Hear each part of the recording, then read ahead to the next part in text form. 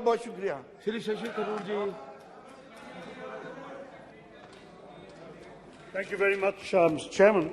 I am rising on behalf of my party to strongly oppose the government of the National Capital Territory of Delhi Amendment Bill 2023. Let me make it clear at the outset that this bill is no ordinary piece of legislation. It represents a grave chapter in the history of the Indian Republic, seeking to ratify an ordinance that in many ways is an assault on our democratic heritage and the spirit of federalism. During the introduction of the bill itself, sir, I had filed a motion strongly opposing its very introduction in this House at a time when a motion of no confidence is pending for discussion. In fact, the Bhagavad Gita of Parliamentary Practice and Procedure, Call and Shaktar, page 772, explicitly states, when the leave of the House to the moving of a motion of no confidence has been granted, no substantive motion on policy matters is to be brought before the House by the government till the motion of no confidence is disposed of. Sir, in 27 no confidence motions brought since independence to this House, no bills were debated and passed before this government did so with 2 bills in 2018. Therefore, such an improper introduction of a substantive policy change while a no-confidence motion is pending is against democratic morality, to use a word much favoured by the Treasury benches. Let me remind my colleagues in this House that it was almost 4 years ago exactly when this government unceremoniously passed a bill that sealed the fate of a state government practically overnight, in the rampant disregard for the basic constitutional relationship of the people of Jammu and Kashmir to the Republic of India. Without consulting them or their elected representatives, this government showcased the same attitude that we are seeing today. A breathtaking betrayal of our democratic political traditions, culture, and utter contempt for the people of the state and of the value of the political representation that these citizens of India give themselves through elections. 4 years later, we're back in the House with a government that is clearly bringing the same attitude to our national capital. We saw when the Home Minister spoke. Sir, I'm sorry, I'm not yielding. I'm not yielding. Point of order में yielding की बात नहीं होती. Point of order is point of order. Please, this is my right. Listen. No. It is yield or not. This is my right. Yes, ridiculous. Yes, it is right of the House. 352(1). जी. 352(1). अभी इन्होंने जम्मू कश्मीर के बारे में कहा sir, constitutional bench supreme court का उसको रोज सुन रहा है और उसके बारे में इन्होंने बिना कुछ कहे हुए अपना एक्सप्लेनेशन दे दिया. Sir, I am referring to something that happened in this House 4 years ago. Okay. It's a ridiculous point of order, sir. Now, the Home Minister, in introducing this bill, attempted to invoke Nehruji in his support. And I think that the expression that my friend Dayanidhi Maran was quoting in Tamil was that the devil can quote scripture for his own purposes. The truth is that times change, sir. Times change, and with that, facts change as well. There were no elected representatives for Delhi in an assembly in those days, sir. We were talking about a different Delhi and we were talking about a different India. Today, 75 years have happened since independence, 76. In any case, I have to say to my dear friends in the Treasury benches, you oppose everything Nehru said, you oppose everything Nehru stood for, so why not this one too? Oppose him saying that Delhi should be under the central government. That will be the end of the conversation. They also went on about alliance politics, but let me stress, Mr. Chairman, this is not about alliance politics, this is about a principle. And the principle is that the Democratic and Federal Republic of India finds a grave shadow cast upon it today, sir. The Union of States, so original and aspirational in its genesis, faces a crisis of the federal division of powers. We saw the Minister of State for External Affairs choosing to intervene on internal affairs. Fine, that's your party's prerogative.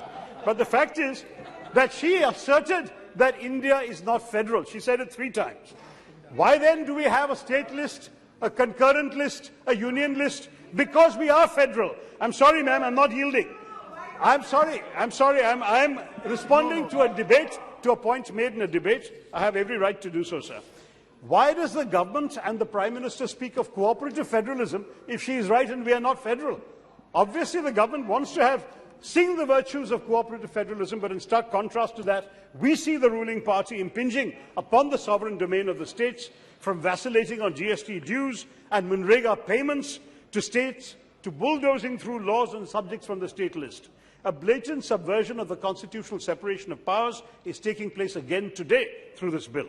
The difference is that this time around, the Honourable Supreme Court was loud, clear and unequivocal, and the government seems determined to ignore it. Let me set out before the House the three dangerous prongs of this amendment, sir.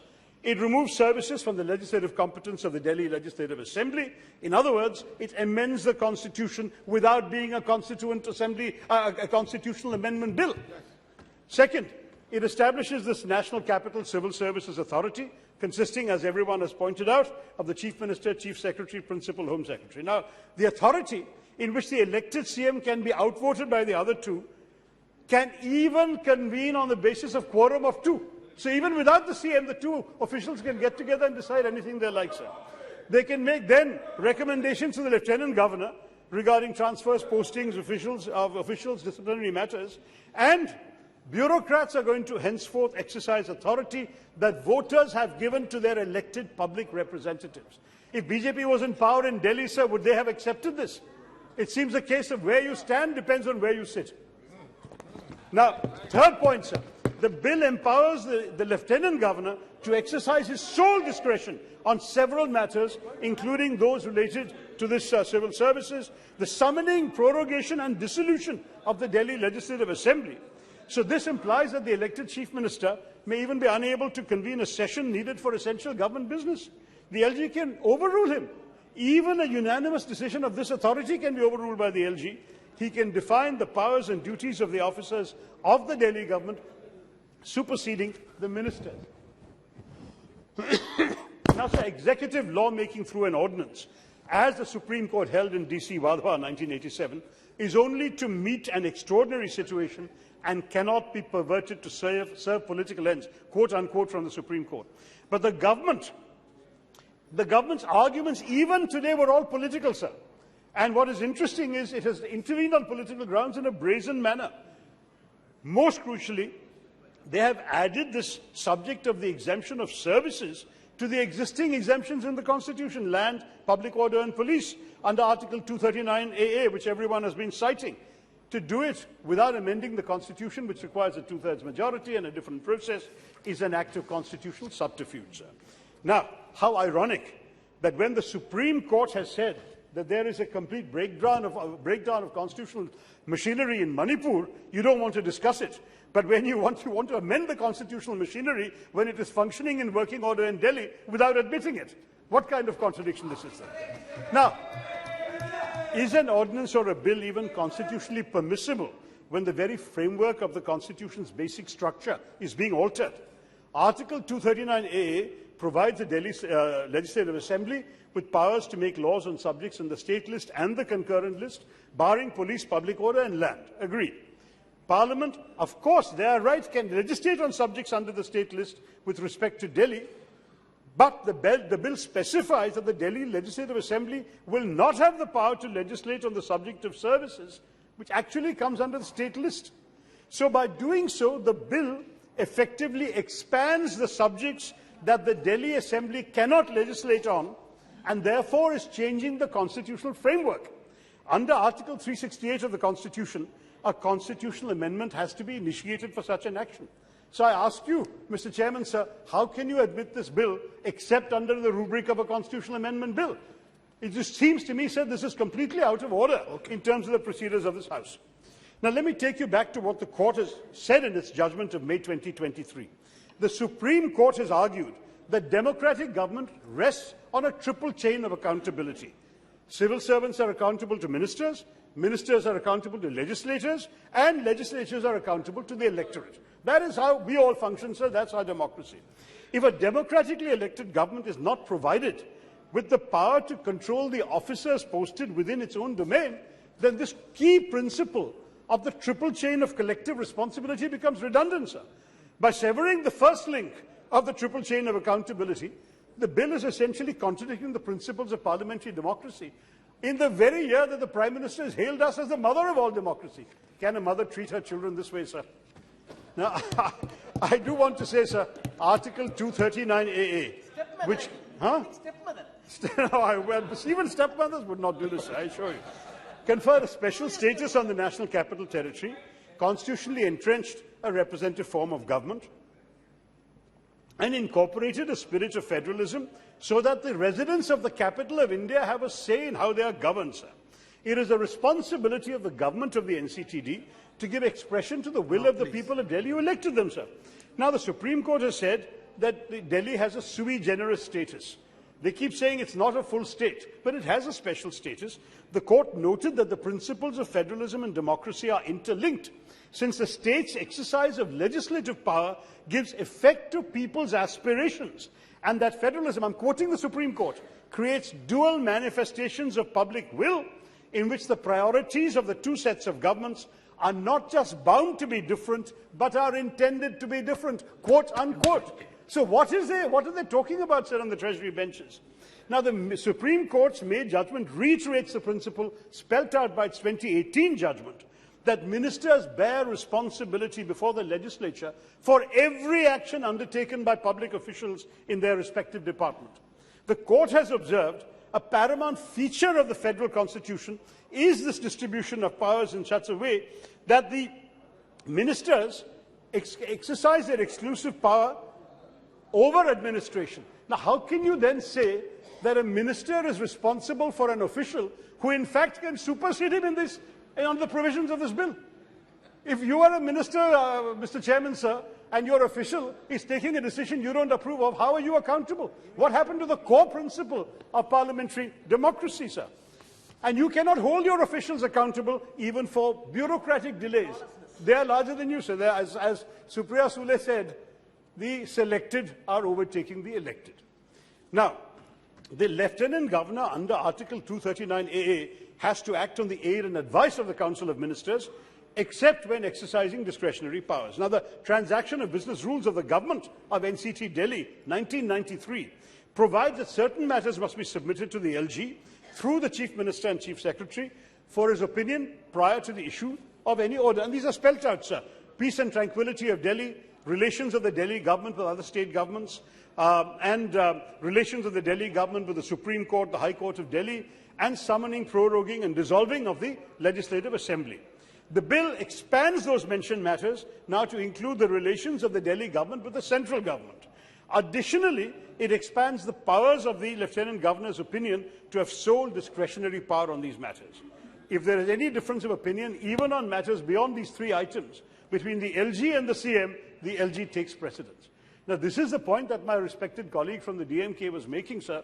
Already in a time when there is a lot of controversy about the powers being exercised by governors in many states, we are now giving the Lieutenant Governor of Delhi an unprecedented degree of power over the elected representatives of the people who are supposed to implement the wishes of the public according even to the Supreme Court, sir.